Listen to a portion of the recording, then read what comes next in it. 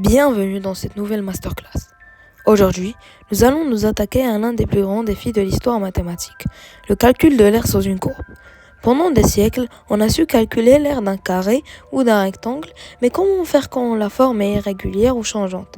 C'est ce qui fait intervenir le scientifique et mathématicien Bernhard Riemann, qui était un apprenti de Frédéric Gauss, le plus grand mathématicien de l'histoire.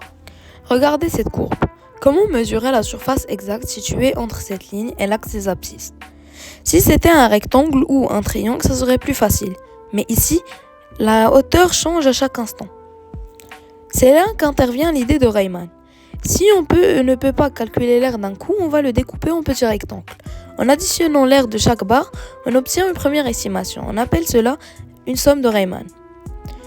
Mais regardez la magie opérée.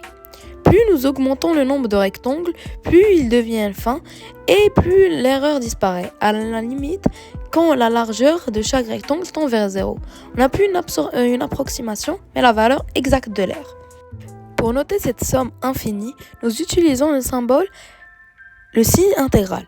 Prenons le temps de bien comprendre ce qu'il nous dit, car chaque détail compte. Les lettres A et B sont nos bornes.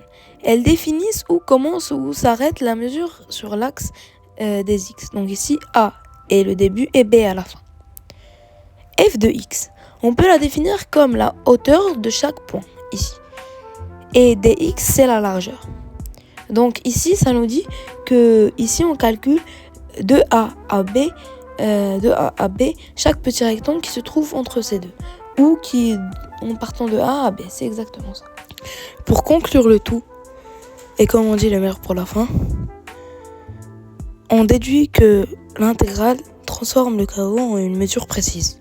Maintenant, vous n'avez plus d'excuses pour ne pas comprendre l'intégrale de Riemann avec l'opérateur de somme dans la précédente vidéo, car ceci est la deuxième partie de la précédente vidéo.